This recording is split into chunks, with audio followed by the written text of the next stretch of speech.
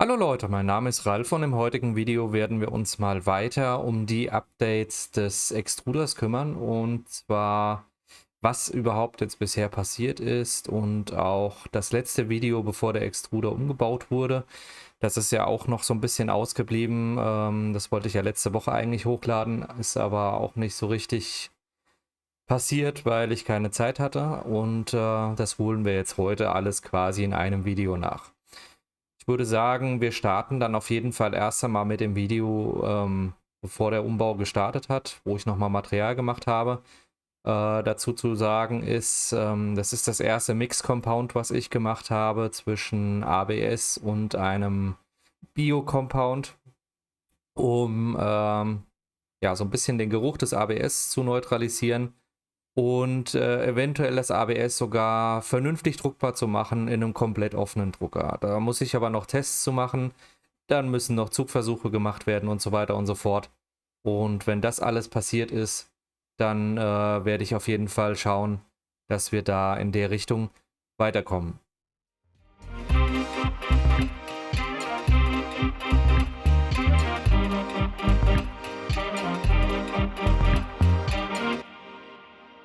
Hallo Leute, ja, das erste Misch-Bio-Compound von mir mit ABS. Ich werde dann jetzt demnächst mal Druckertests machen, wenn das jetzt durchgelaufen ist. Es ist jetzt leider nicht ganz grün geworden, es ist eher ein Minzgrün geworden, aber gut, das lässt sich ja dann in Zukunft noch ändern, wenn das Ganze dann auf jeden Fall alles so ist, wie es sein soll. Und das wird auch das letzte Material sein, bevor die Anlage jetzt erstmal umgebaut wird. Und alles, was danach dann kommt, ist dann schon mit der neuen Anlage im Endeffekt. Also beziehungsweise mit der Anlage neu aufgebaut mit den anderen Teilen. Die sind nämlich jetzt so gut wie fertig. Und dann schauen wir mal, wie das Ganze danach dann läuft. Und dann werde ich auch ein größeres Video darüber machen und euch informieren, was da alles passiert ist und was gemacht werden soll. Und vor allen Dingen, was für Materialien dann demnächst auch auf jeden Fall laufen werden. Weil hier das Material ist jetzt auf jeden Fall hinterher, wenn es klappt oder wenn es so ist, wie ich mir das chemisch denke, ein Material, was durch den Anteil an ABS halt fast den Festigkeitsbereich von ABS behalten wird, aber deutlich leichter zu drucken wird, weil der Verzug weniger werden sollte und die Druckbetttemperatur sollte auch stark zurückgehen. Aber das muss ich halt alles noch hinterher in Probe drucken und sowas testen, wie das Ganze aussieht. Ja, ab hier startet dann quasi der zweite Teil des Videos. Und hier geht es halt jetzt um die Updates, die bisher passiert sind. Das sind halt nur Fotos, weil ich das meiste mit dem Handy dann schieße und dadurch halt nicht immer ein Riesenvideo dazu mache, weil das meiste auch immer abends stattfindet. Aber das ist ja egal, ich kann ja ein bisschen was dazu erzählen. Ja, auf dem Foto zu sehen jetzt gerade ist halt der neue Akkumulator für den Extruder. Der ist jetzt halt auch in einer Größe, wo ich, sag ich ja jetzt mal, bequem die Rolle wechseln kann, bis der halt runtergelaufen ist und ich keine Probleme habe damit, dass ich mich halt beeilen muss oder irgendwas, um die Rolle zu wechseln. Das ist halt auf jeden Fall schon mal jetzt komplett passiert. Ihr habt ja auch schon mal ein paar Fotos davon gesehen im Community-Bereich, wie die Sachen halt gedruckt worden sind. Dieses Teil hier habe ich nochmal neu gedruckt, weil das Rohr leider nicht den Maßen auf kompletter Länge entsprach, wie ich gemessen habe. Ich habe halt dummerweise nur am Anfang des Rohres gemessen. Diesen Anfang habe ich aber weggeschnitten und habe gemerkt, dass das Rohr danach aber 3 Zehntel kleiner wurde über die komplette Fläche. Deswegen musste ich das Ding nochmal neu drucken, damit das nicht da rumschlackert wie sonst was, weil es waren fast 3 Zehntel Spiel dadurch hinterher drin. Ja, das nächste Foto ist dann halt ein Foto von 4 Lagern. Das sind 4 Lager, die für das Messsystem dann sein sollen. Darüber hat auch Werbewunder schon ein schönes Video gemacht über das Messsystem.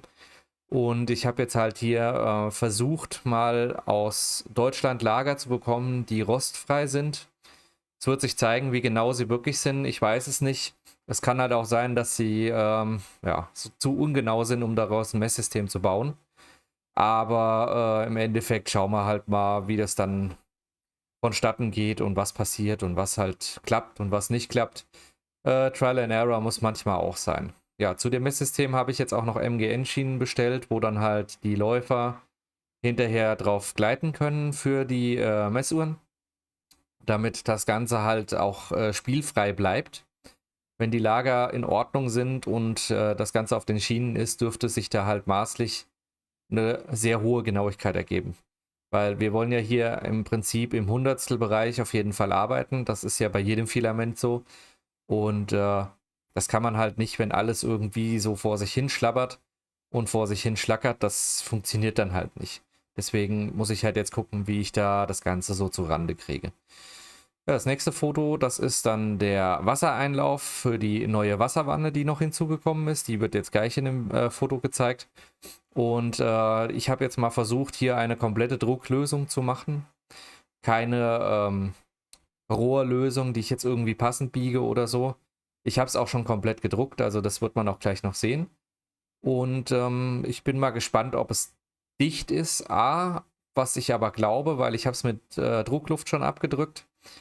Und B, halt, ob das Ganze halt, oder beziehungsweise nicht ob, sondern wie lange das Ganze halten wird, wenn hier dauerhaft Wasser durchfließt, ob da sich der Kunststoff mit der Zeit verändert oder porös wird oder sogar komplett kaputt geht, weil es ist nämlich aus ABS jetzt gedruckt, da ich das ja im Moment als Probematerial verarbeitet habe.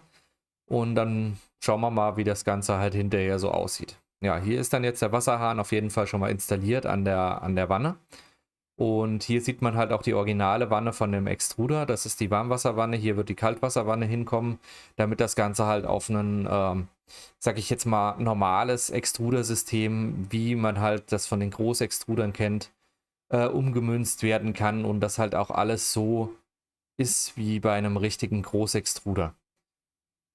Ja, das nächste Foto ist dann der umgebaute Winder. Der Winder war normalerweise hier oben drauf. Den habe ich jetzt auf die Seite versetzt, weil ich eventuell plane, hier noch eine zweite Rolle hinzumachen. Da bin ich mir aber noch nicht so ganz schlüssig, aber ich habe jetzt einfach mal den Motor auf jeden Fall schon mal umgesetzt. Dann ist der nämlich schon mal aus dem Weg, falls ich hier was machen will oder eben nicht. Und dann kann das halt auch auf jeden Fall relativ zügig dann vonstatten gehen, weil ich nichts mehr umbauen muss. Und vor allen Dingen hat es auch den Vorteil, es ist halt hier oben schon frei. Das heißt, ich kann den Extruder weiterhin nutzen, selbst wenn ich den Umbau jetzt noch plane und mache. Und muss halt nicht irgendwie da jetzt noch großartig erst alles wegbauen. Dann kann ich wieder nicht produzieren. Das ist alles ein bisschen blöd. Deswegen ist die Änderung jetzt schon passiert, wo sowieso alles zerlegt ist.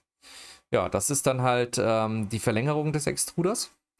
Hier sieht man jetzt auch die Wanne mit dem Puller. Also das heißt, das wird auch alles wie bei einer Großanlage jetzt in Reihe setzen, sich in Reihe setzen, sorry. Und wird dann halt hier mit dem Messsystem beendet und geht danach in den Akkumulator rein. Ja, hier das Ganze nochmal von der Seite, damit man das ein bisschen besser erkennen kann. Der ist halt jetzt auf Höhe gesetzt worden. Über diesen Puller gibt es auch ein sehr schönes Video von Werbewunder, wo er die Rollen wechselt. Ich glaube, es gibt auch ein Aufbauvideo. Vielleicht finde ich das alles. Ich werde das auf jeden Fall alles nochmal mit verlinken von den ganzen Sachen. Dann könnt ihr euch das ja mal angucken, wie das ursprünglich war und was jetzt halt im Endeffekt passiert ist. Ja, hier vorne kommt dann das Messsystem noch drauf und dann ist dieses Rohr quasi auch beendet, dieses Profil. Und ab da geht es dann nur noch in den Akkumulator und vom Akkumulator zurück wieder in den Extruder. Ja, das nächste Foto, das ist jetzt der Sensor für den Akkumulator oder für den Abstand des Akkumulators, weil der Akkumulator soll sich ja automatisch regeln. Das ist der gleiche Sensor wie auch aus dem Werbewunder-Video, das werde ich euch auch unten drunter verlinken oder in der Infokarte. Ich weiß noch nicht genau, wie ich das mache, aber ihr werdet es auf jeden Fall sehen. Es kann auch sein, dass ich es in Infokarten reinsetze. Das ist auf jeden Fall dann einfacher, weil dann könnt ihr direkt auf das Video klicken. Ja, dieser Messsensor ist halt ein, ja, im Internet steht Laserabstandssensor von 0 bis 2000 mm, aber dieser Laserabstandssensor ist kein richtiger Laserabstandssensor, es ist mehr oder weniger eine Infrarotdiode, die halt mit einem recht schmalen Strahl auf einen Gegenstand schießt und die Reflexion wird gemessen, daher nennt es sich halt Laserabstandssensor. Die Krux an der ganzen Sache ist, Es steht ja drinne 0 bis 2000 Millimeter, aber es ist nicht 0 bis 2000 Millimeter, weil es ist 0 bis 1000 Millimeter und im abgedunkelten Raum beziehungsweise in einem abgedunkelten Kanal, da kann er 0 bis 2000 Millimeter. Das müsst ihr beachten, falls ihr diesen Sensor mal für was anderes benutzen wollt, weil ansonsten gibt es nämlich Probleme. Den Sensor werde ich auch unten drunter verlinken. Das ist überhaupt kein Problem, falls da jemand was nachbauen möchte. Und hier sieht man halt den Sensor auch auf dem Akkumulator sitzen. Das ist noch ein CAD-Bild.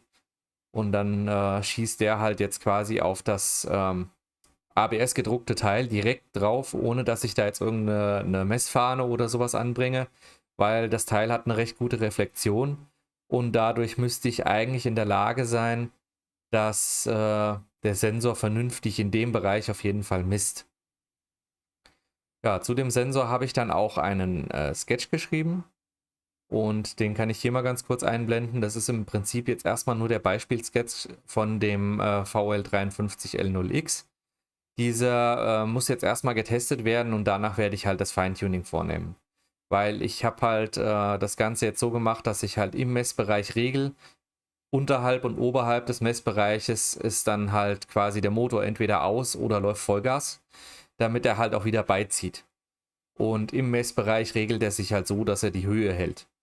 Aber wie gesagt, das muss halt auch alles erst nochmal erprobt werden und dann schauen wir mal weiter, wie das Ganze dann funktioniert. Dazu werde ich dann auch auf jeden Fall nochmal ein Video machen, zu gegebener Zeit, wenn ich weiß, dass alles sauber funktioniert.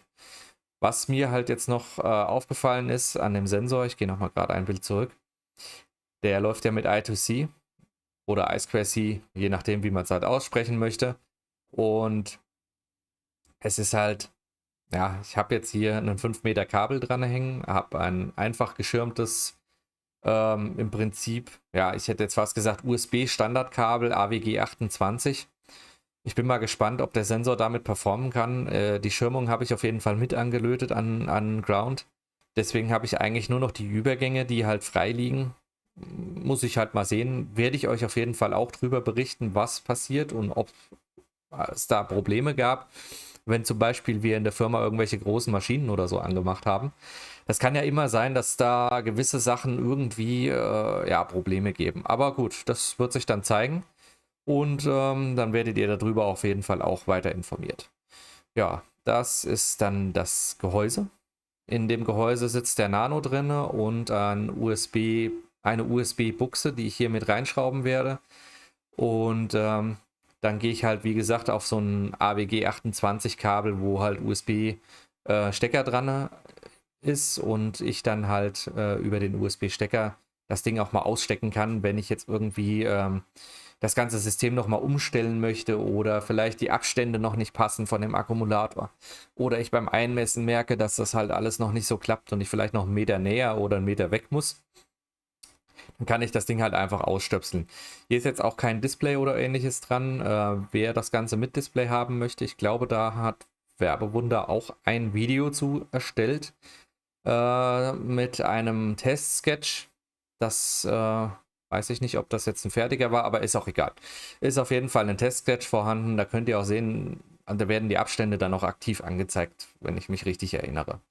Ja, so das letzte Bild ist auf jeden Fall dann quasi die ganze Anlage, wie sie jetzt steht. Sie steht auf jeden Fall jetzt so, dass der Akkumulator ungefähr 1 Meter weg ist vom ganzen Gesamtsystem, weil hier vorne muss ja auch noch eine Rolle hin, die dann quasi das Filament führt, wenn es zum Akkumulator geht. Und hier drüben müssen auf jeden Fall auch noch Rollen hin, die das Filament führen, wenn es zurückkommt, weil es ja hinten dann zum Winder geht. Ja, und da muss halt noch ein bisschen was erledigt werden und auch gebaut werden. Das ist halt jetzt alles noch nicht so ganz spruchreif und noch nicht so ganz fertig. Da gibt es aber dann auf jeden Fall nochmal ein Update-Video drüber. Und dann muss ich halt mal sehen, wie ich da jetzt weiter verfahre, weil zeitlich ist jetzt im Moment die Vorweihnachtszeit angebrochen und die ist leider sehr fordernd wie jedes Jahr. Und daher kann es sein, dass vielleicht erst im Januar dazu irgendein Video kommt, wenn ich das trotzdem jetzt aber schon in den nächsten 1, 2 Wochen fertig gemacht habe.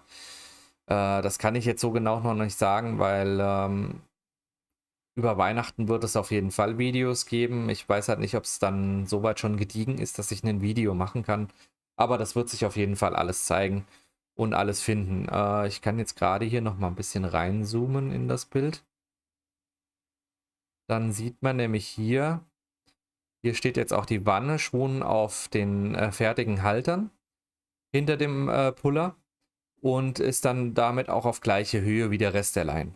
Weil das konnte man eben noch nicht sehen. Das ist jetzt auch erst kürzlich passiert, dass die Halter noch dran gekommen sind. Ja, und dann war es das eigentlich auch für das Video von heute. Und dann würde ich sagen, habt noch ein schönes Restwochenende. Habt eine schöne Woche. Lasst ein Abo da und aktiviert die Glocke, damit ihr nichts verpasst.